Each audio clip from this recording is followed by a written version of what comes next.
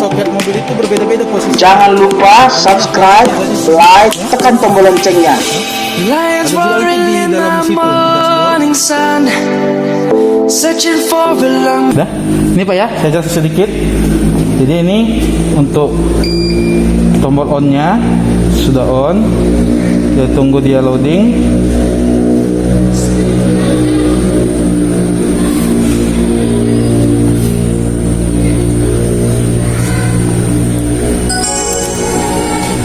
Nah, sudah loading. Untuk wifi-nya dimasuk ke pengaturan ya. Pengaturan di network. Nah, di sini dia ada wifi-nya. Sekarang kalau kita mau tes ke mobil yang umum rata-rata yang sekarang tahun 2000 ke atas, dia sudah pakai satu soket namanya OBD2. Ya, namanya OBD2. Dia seragam semua mobil sekarang. Ya. Nah, kalau dia beda soket, di sini sudah tersedia soketnya Toyota 17 pin, yang S, R. Terus ada Honda, BMW, ada Mazda sama Subaru, terus yang lain sudah juga kelengkapannya, soket-soketnya. Oh. Nah, ini Mitsubishi, Hyundai, lengkap lah. Nanti cari aja soketnya. Ya. Tapi kalau yang sudah 2000 ke atas itu rata-rata sudah OBD2 sih pakainya. Yang ini seragam. Oke. Seperti mobil ini Pak? Iya, ini sudah OBD2. Oke, kita tes ke mobil ini sebentar ya. Oke. Ya.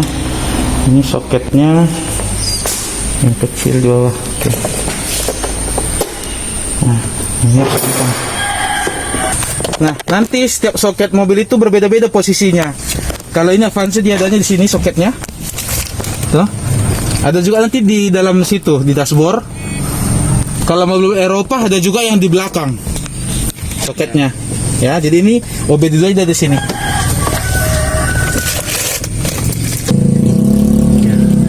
Tandanya dia sudah tersambung, ini lampunya warna merah. Berarti ini soket sudah tersambung. Oke, sekarang kita bisa nyalakan. Oh, so ini sambil dimatikan dulu nih. Ya.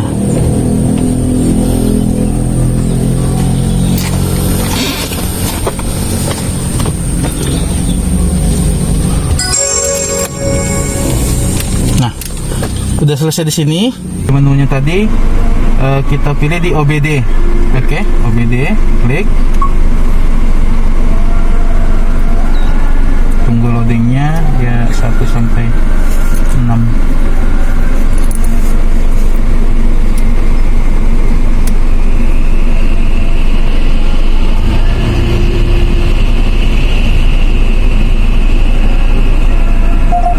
Ya, di sini nomor 1 readiness test, current data, nomor 3 diagnostic trouble code, monitoring test result, test or component control, sama physical informasi.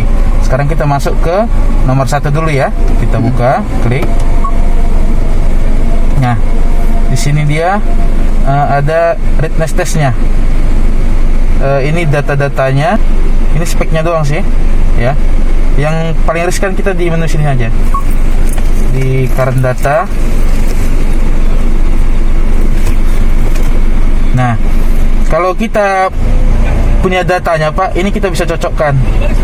Saat mobil normal hidup itu, dia datanya berapa sih untuk engine coolant temperature sensor. Di sini kan terbaca 85 derajat Celcius, ya. Normalnya berapa sih? Gitu. Terus RPM-nya, engine speed-nya, di sini 715 RPM. Ini kurang tinggi nih RPM-nya nih. Idealnya. Ya, ini kurang tinggi, harusnya paling tidak itu kalau dia standarnya itu 1000 lah. Ideal Ya, 800 paling rendah, ini kurang nih, kurang sekali. Ya. Nah, ini datanya ini kalau Bapak mau lihat datanya ya ini. Data pada engine-nya semua. Di sini ya. Terus kalau kita mau lihat DTC-nya, DTC itu data trouble code-nya. Kita kembali ke menu tadi. Nah, nomor 3 diagnostic trouble code-nya. Jadi kalau misalnya kita mau mendeteksi sebuah kerusakan yang diprogram oleh ECU, dan dilengkapi dengan sensor, dia bakal terbaca di sini di DTC. Kita klik. Nah, ini kan nggak ada nih, Nggak ada kerusakan. nggak ada kerusakan, ya kan? Nah, sekarang kita coba cabut satu sensor, dia kebaca nggak? Sensor udara, Pak. Ya, toh. Kita coba. Jadi seandainya ini mobil bermasalah nih, kita mau pilih nih DTC, ya. Coba sensor udara cabut. Nyala toh, engine-nya. Nah, sekarang kita deteksi nih, kira-kira apa yang mengakibatkan dia menyala engine-nya. Lihat ya, engine-nya itu menyala ya. Berarti itu ada trouble pada sensor. Tapi untuk mengetahui sensornya apa yang trouble, kita pakai scanner ini di DTC, Diagnostic Trouble Code. Nah, dia keluar P0010. Di sini penjelasannya camshaft position actuator circuit open bank 1 E8 pending, ya. Nah, di sini dia ini sensor apa nih? Position actuator circuit. Oke. Nah, sekarang kalau sudah kebaca gini, jadi kita kalau sudah tahu, oh ini sensor apa, oh ini sensor apa, ya kan. Sekarang kita lihat ke sana. Biasanya belum tentu sensor itu rusak, bisa juga soketnya longgar, bisa juga kabelnya yang putus. Jadi nggak selalu, oh ini sensornya rusak, belum tentu. Kita harus selidiki dulu ke sana, sensor apa ini. Ini kan kebaca nih, ya kan. Sekarang kita ke sana. Sekarang kita pasang sensornya. Seolah-olah ini sudah ketemu ya. Ini sensornya kita sudah ketemu. Coba kita pasang, kita benerin lah gitu. Kita kembali lagi. Nah, kan sudah masih kebaca tuh. Masih kebaca toh. Padahal saya sudah dipasang. Nah, di sini kita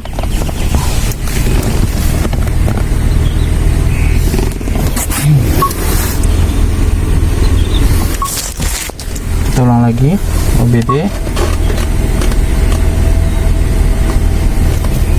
Pokoknya itu kalau sudah bagus itu sampai harus hilang lampunya itu.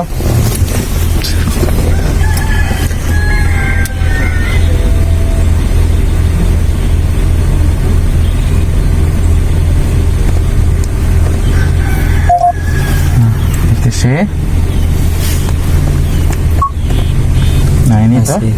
Ini kita di-erase dulu supaya dihapus dulu. Erase, oke.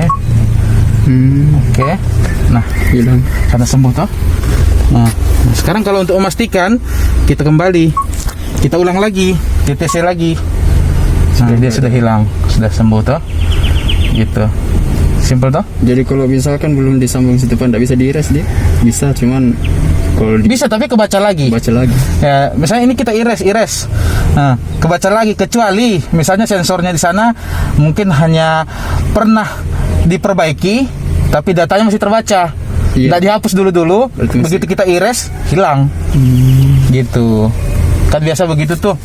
Mereka kan kalau zaman dulu kan pakai lampu kedipan, misalnya Iya. kedip 3 kali, oh sensor ini. Ada kodenya ya. Iya, kedipan 4 kali, oh sensor ini, gitu toh. Nah, gitu. Tapi kalau dia pakai ini, dia kebaca. Gitu. Sensor Apalagi kalau biasanya itu lampunya masih nyala toh. Nah, ini sudah kehapus. Nah, sekarang untuk memastikan kalau sensornya nggak nyala lagi, kita matikan lagi. Kita matikan. Terus kita hidupkan lagi. Nah, dia sudah sembuh.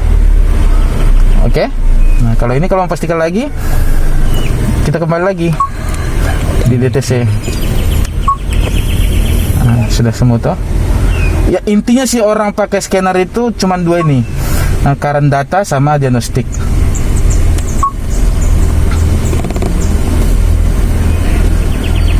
Nah. Perbedaan sama dia mati. Nah, ini mati. Toh? Nggak ada sih. Dia langsung deteksi dari ECU Pak di. Iya, betul. ECU dari sensor dia dapat Iya. informasinya. Makanya semua indikator yang sudah dilengkapi sensor itu pasti kebaca. Gitu.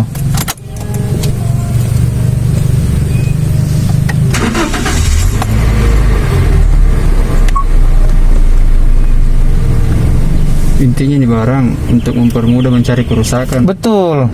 Jadi kalau sekarang kan begini Pak, pengapian aja, misalnya tarikannya Untuk entutan tuh kita belum tentu bermasalah itu di busi, bisa juga dari ECU, aliran listriknya nggak lancar. Nah, di sini kita bisa tahu dengan caranya di current data.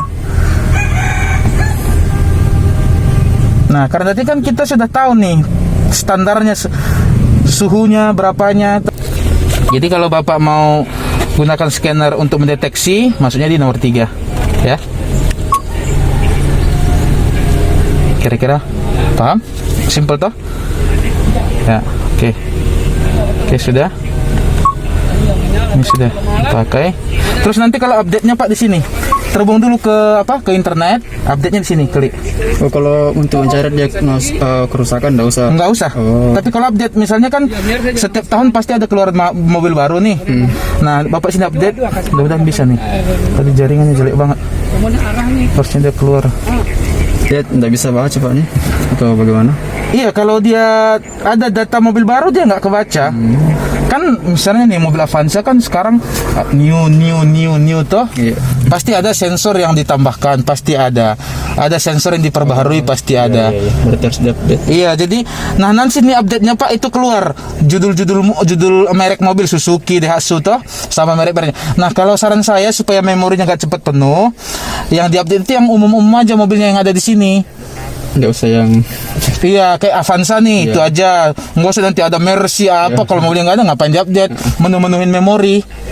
Gitu ya. Simple kok. Oke. I'm coming home, Savannah.